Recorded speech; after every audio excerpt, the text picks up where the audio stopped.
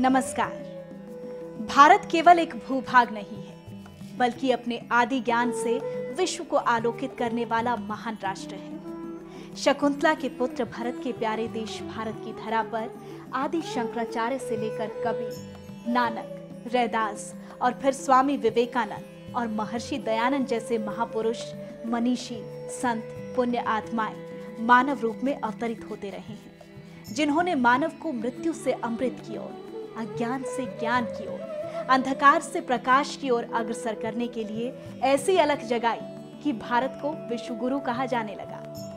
महर्षि दयानंद जी ने न सिर्फ ज्ञान की अलख जगाई, बल्कि ज्ञान रूपी अखंड ज्योत निरंतर जलती रहे, इसके लिए प्रयास किए। आइए जानते हैं महर्षि दयानंद सरस्वती के बारे में।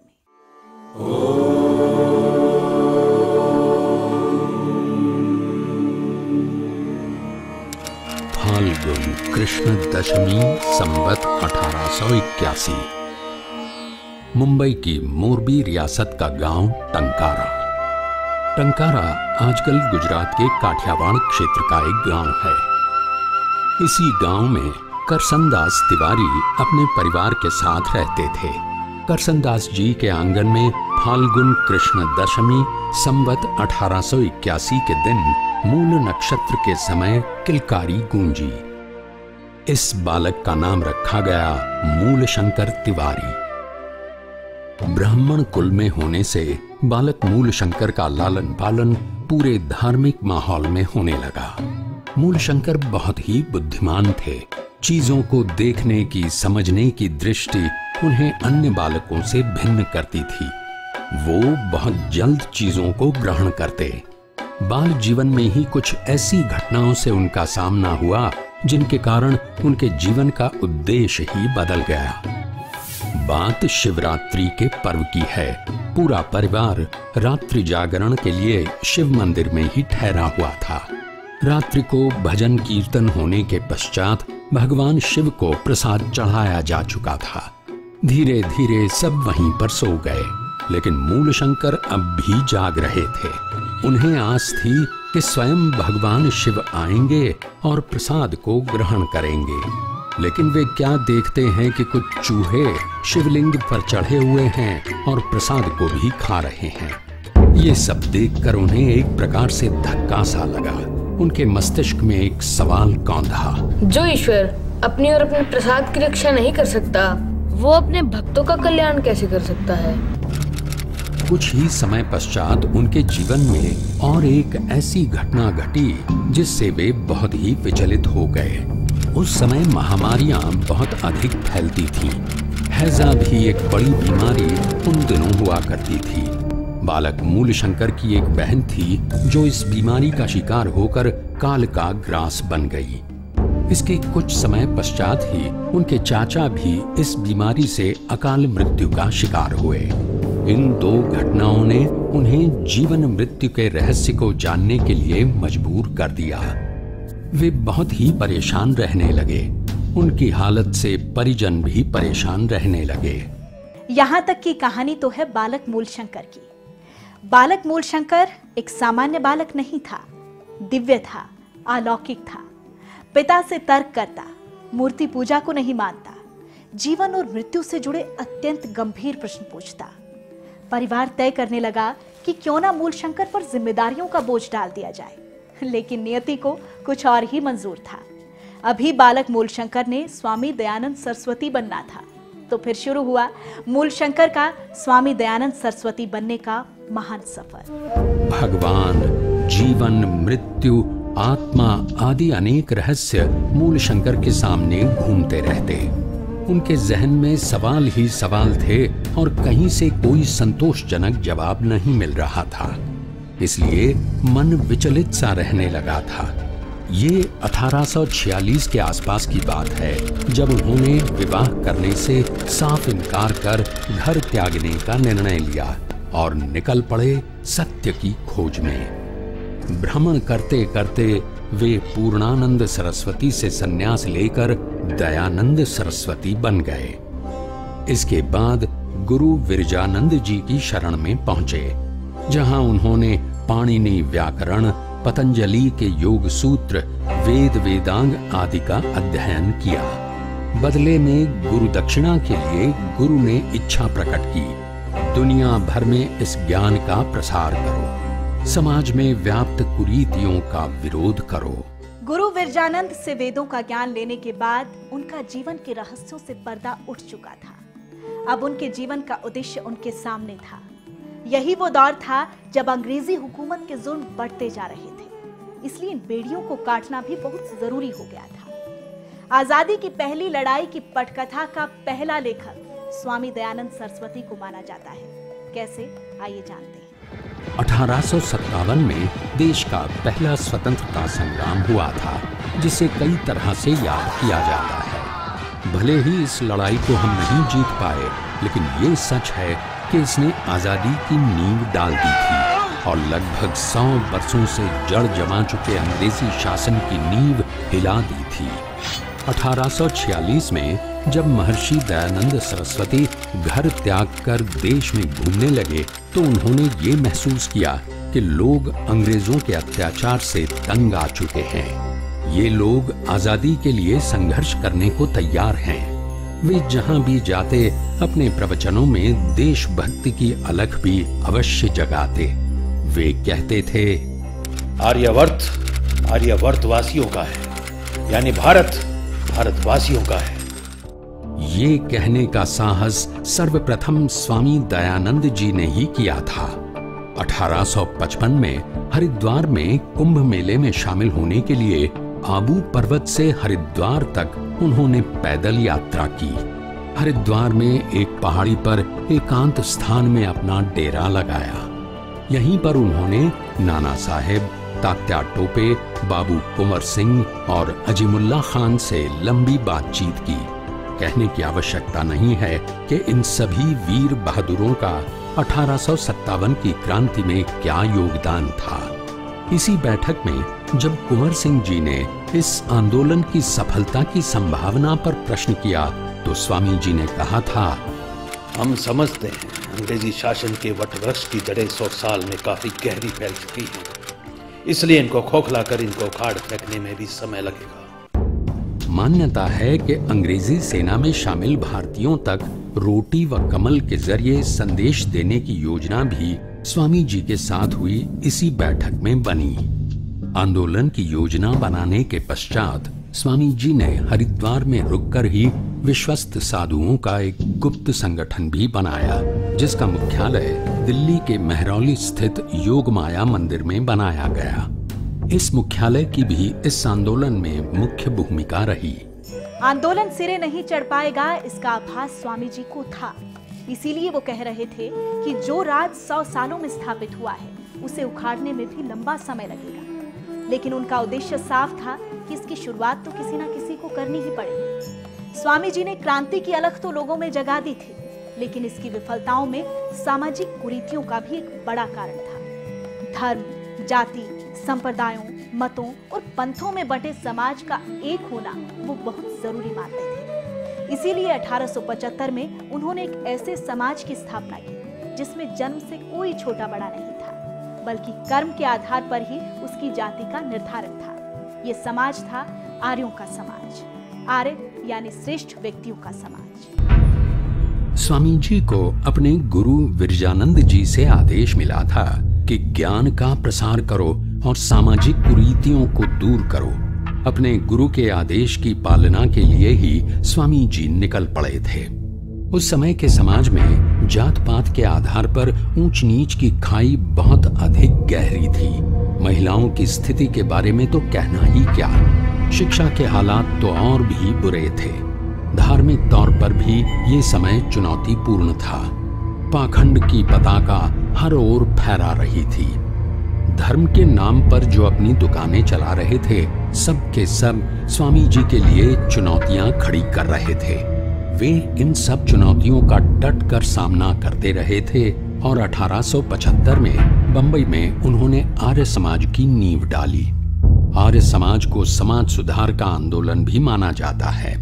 इसमें शुद्ध वैदिक परंपरा में विश्वास किया जाता है। मूर्ति पूजा, अवतारवाद, बलि, झूठे कर्मकांड या किसी भी प्रकार के अंधविश्वास की इसमें कोई जगह नहीं। समाज के जिन तबकों को अछूत समझा जाता, जिस आधी आबादी को केवल चूल्हे चौके व घर की चार दीवारी तक सीमित रखा जाता, उन तबकों का उत्थान स्वामी जी ने आर्य समाज के जरिए करने की ठानी।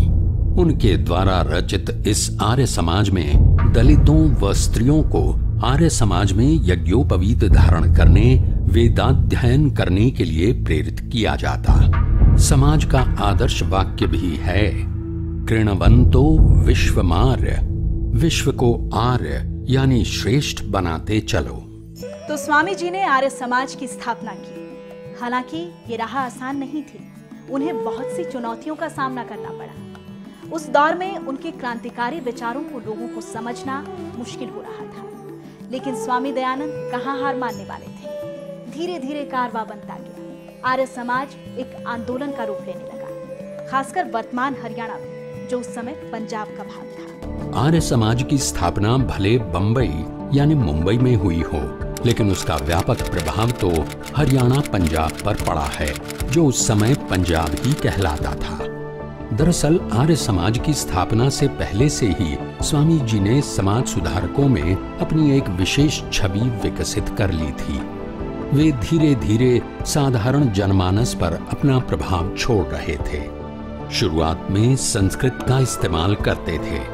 बात 1872 की है। कलकत्ता में उनकी मुलाकात केशव चंद्र सेन जी से हुई। उन्होंने स्वामी जी से कहा, आपके विचार बहुत ही कल्याणकारी हैं।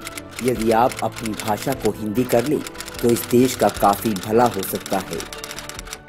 इसके पश्चात स्वामी जी ने हिंदी का प्रयोग शुरू कर दिया, जिससे उनके समर्थकों अनुयायियों का दायरा काफी बड़ा होता गया। मुंबई से लेकर दिल्ली तक देश के कई हिस्सों में वे गए, लेकिन उनके विचारों का स्वागत जैसा हरियाणा पंजाब में हुआ, वो कहीं और नहीं हुआ। मार्च 1877 से जुलाई 1878 तक लगभग 16 महीने महर्षि जी ने रेवाड़ी से लाहौर के मध्य के क्षेत्रों में बिताए। 24 जून 1877 को आर्य समाज की द्वितीय शाखा लाहौर में स्थापित की और इसके बाद आर्य समाज की पताका इस क्षेत्र के चप्पे चप्पे पर फहराने लगी।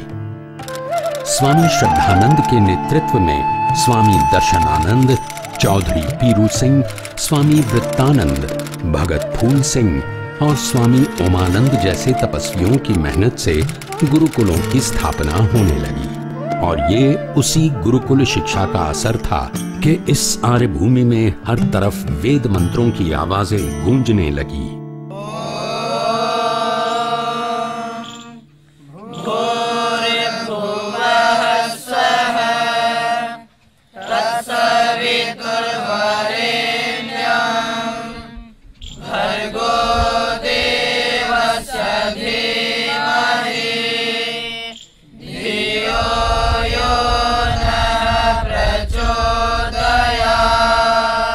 यहाँ के लोगों ने उनके विचारों को हाथों हाथ लिया और देखते ही देखते ये पूरा इलाका आर्य समाजियों का गढ़ बन गया।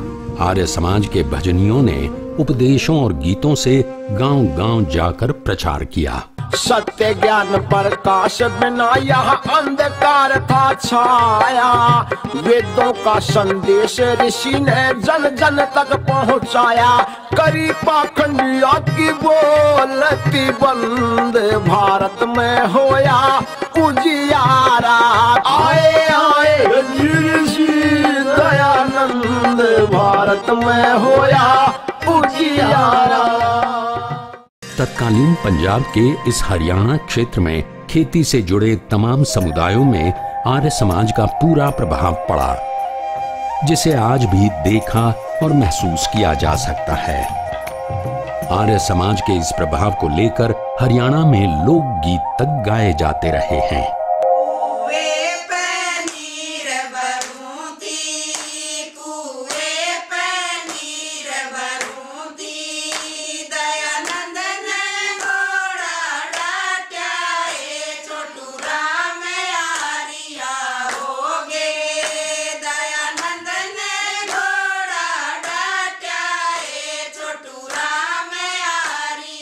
हो गे आर्य समाज ने जहां मूर्ति पूजा, अवतारवाद, बलि, झूठे कर्मकांड, सती प्रथा और अंधविश्वासों को दूर करने का प्रयास किया, वहीं विद्यार्थियों को विद्या प्राप्ति के लिए संयम और अनुशासन को ब्रह्मचार्य के रूप में परिभाषित किया। उन्होंने वैदिक परंपरा के अनुसरण का प्रचार करते हुए वेदों का महत्व बताया। वहीं समाज में व्याप्त जातिवाद, बाल विवाह जैसी कुरीतियों पर चोट करते हुए स्त्रियों की शिक्षा पर जोर दिया और विधवा विवाह का समर्थन किया। धार्मिक और सामाजिक सुधार के लिए स्वामी दयानंद जी के योगदान का समाज सदैव ऋणी रहेगा। स्वामी जी ने समाज सुधार सिर्फ अपने भाषणों और बतौर सामाजिक कार्यकर्ता नहीं किए, बल्कि उन्होंने अपने विचारों को कलमबद्ध करके भी ज्ञान के प्रकाश को फैलाया है। उनके द्वारा रचित सत्यार्थ प्रकाश ने तो इस मामले में बहुत ही अहम भूमिका निभाई है। महर्षि स्वामी दयानंद जी को कई भाषाओं का ज्ञान था। मातृभाषा जहां गुजराती रही तो संस्कृत के भी प्रकांड विद्वान रहे। संस्कृत तो वे धारा प्रवाह बोलते थे, लेकिन सत्यार्थ प्रकाश को इन्होंने हिंदी में लिखा। स्वामी जी को इस बात का आभास हो चुका था कि हिंदी ही एकमात्र भाषा है जिससे पूरे राष्ट्र को एकता के सूत्र में पिरोया जा सकता है। सत्यार्थ प्रकाश को भी उन्होंने हिंदी में इसीलिए लिखा ताकि ज्यादा से ज्यादा लोग उनके विचारों से लाभ उठा सकें। सत्यार्थ प्रकाश लिखने की एक वजह ये भी थी, स्वामी जी देश भर में शास्त्रार्थ करने व अपने प्रवचनों से दिन ब दिन ख्याति पा रहे थे।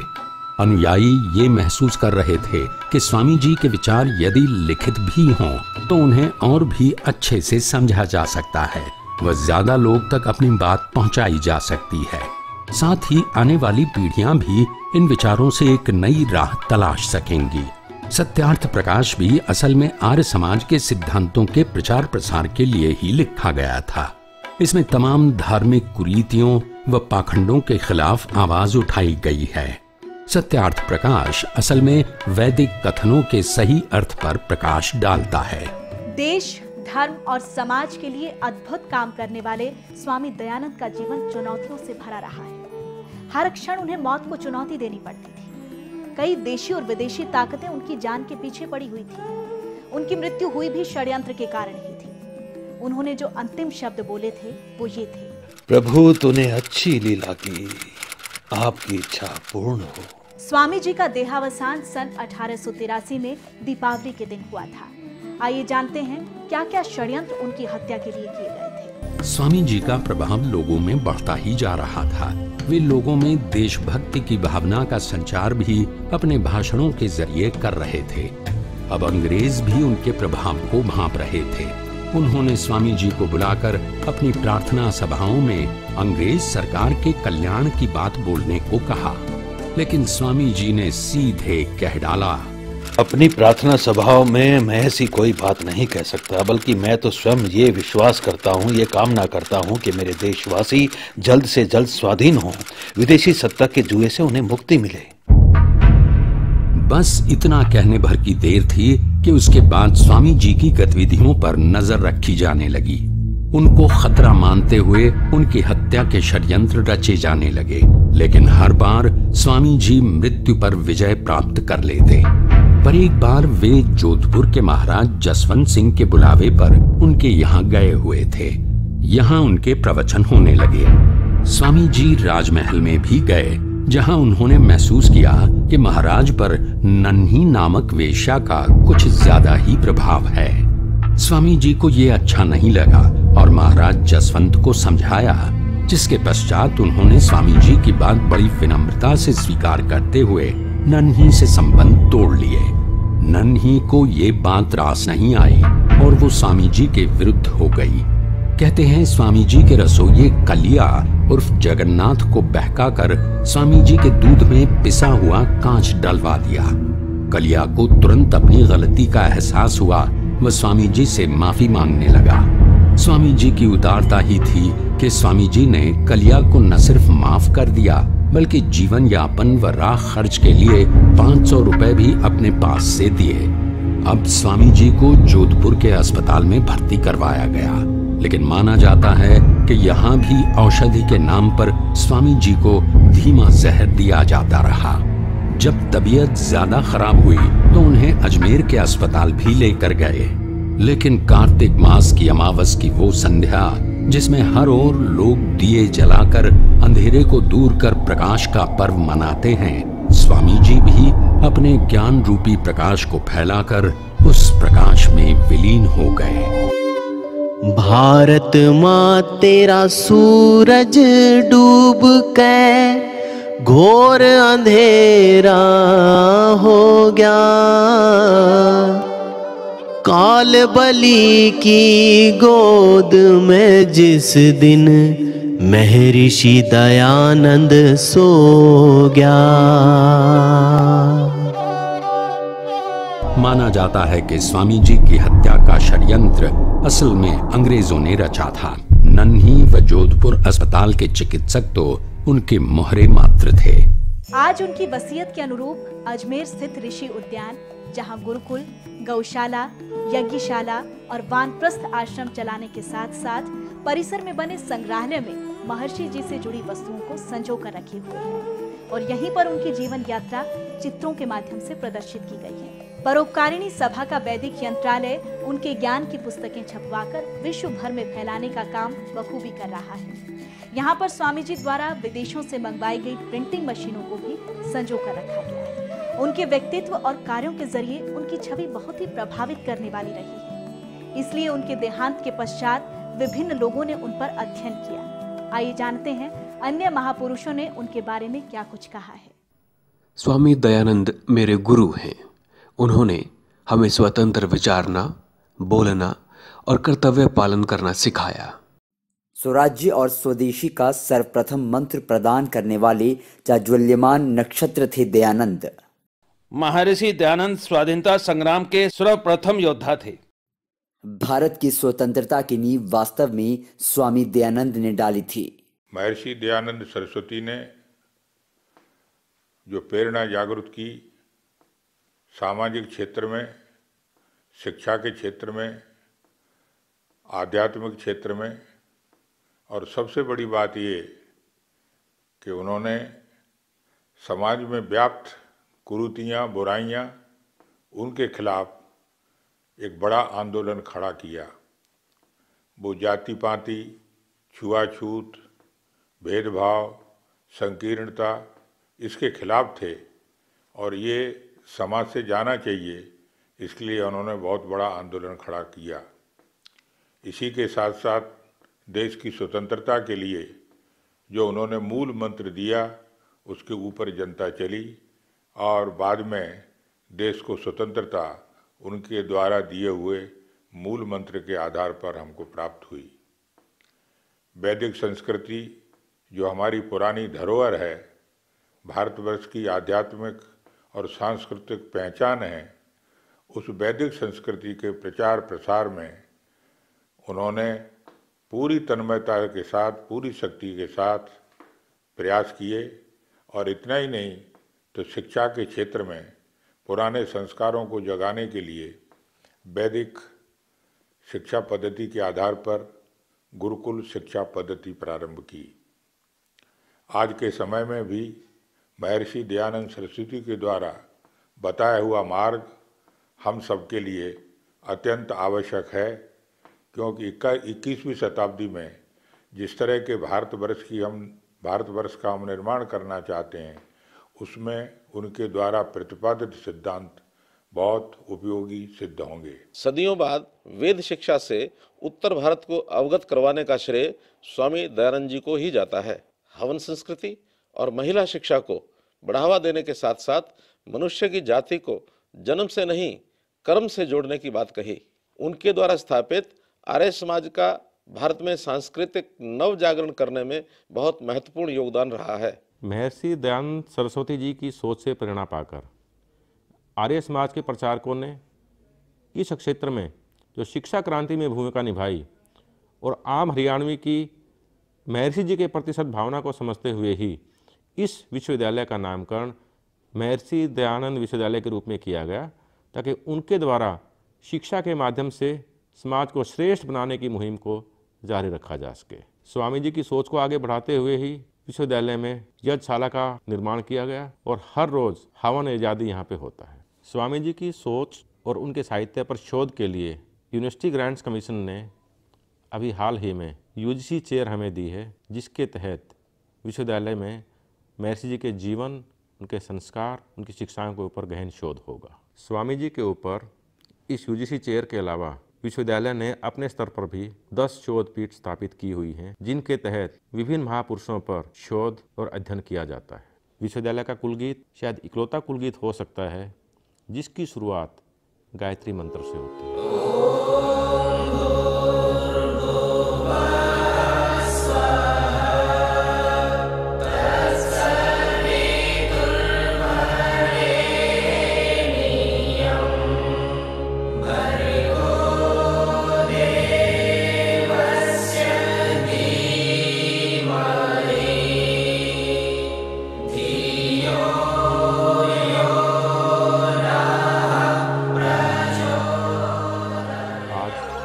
ये विश्वविद्यालय इतना बड़ा रूप धारण कर चुका है कि आज यहाँ कैंपस में 80 के करीब कोर्सेज चलाए जा रहे हैं, जिसमें करीब 57 PG courses, 8 diploma courses, 11 honours courses, 7 certificate courses और 3 एड ऑन कोर्सेज हैं। इसके अलावा यूजी लेवल पे लॉ, फार्मास्यूटिकल साइंस और इंजीनियरिंग के विभिन्न विषयों में 10 यूजी कोर्सेज भी चलाए जा रहे हैं। ये सभी courses MDU main campus Rohtak और MDU centre for professional and allied studies Gurgaon में चलाए जा रहे हैं। यहाँ के विद्यार्थियों में शिक्षा के प्रति इतना समर्पण है कि उनके समर्पण भाव को देखते हुए ही विश्वविद्यालय में स्वामी विवेकानंद जी के नाम से जो पुस्तकालय है 24 घंटे खुला रहता है, जिसमें निरंतर बच्चे पढ़ाई करते रहते हैं। यह विश्वविद्यालय विद्यार्थियों को सिर्फ शिक्षा और संस्कार ही नहीं देता, यहाँ पढ़ने वाले विद्यार्थियों के सर्वांगीण विकास के लिए खेल और कला का भी विशेष महत्व है। आज के दिन विश्वविद्यालय प्रांगण में अंतर्राष्ट्रीय स्तर की खेल सुविधाएं हैं। हमारे विद्यार्थियों ने विभिन्न राष्ट्रीय और अंतर्राष्ट्रीय स्पर्धाओं में विश्वविद्यालय का, प्रदेश का और देश का नाम रोशन किया है। कला के क्षेत्र में टैगोर ऑडिटोरियम और राधा कृष्ण ऑडिटोरियम के नाम पे 2 हमारे पास ऐसी संस्थान हैं जिसमें बच्चों की कला और विधा उभर के आती है।